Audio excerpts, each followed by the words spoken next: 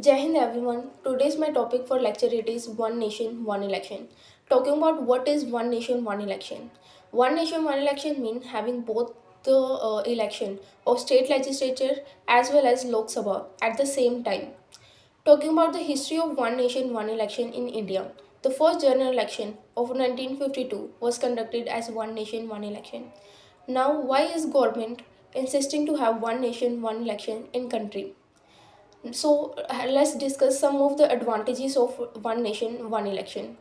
First of all, it will reduce the expenses of elections, like most of the expenses which are have during the general elections, or the to pay the teachers or the officer which are deployed on the election centers.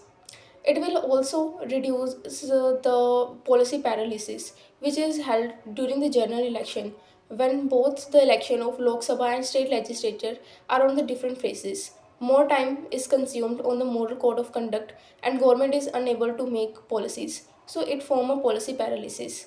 Moreover, if one nation, one election would be in the country, then government would able to focus more on the people welfare.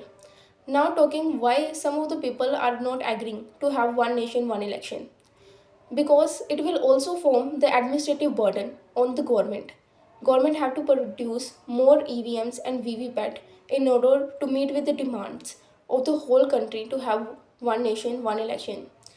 Secondly, it will also affect the federal status of the country.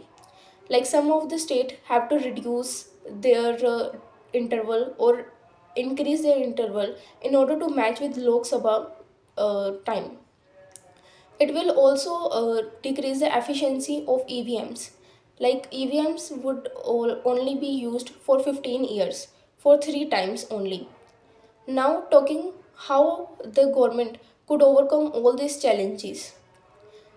Government could only overcome all these challenges by having the strong policies.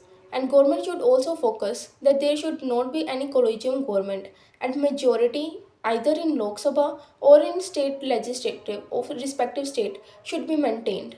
And moreover, government should also make the strong policies. And the government should also have to amendment in some of the articles like 83, 172 and People of Representation Act 1951 so that India should have one nation, one election. At end, I want to say that government have to take this policy or not have to take this policy depend upon the government. But the government should also have the strong policy in order to match with this. Thank you.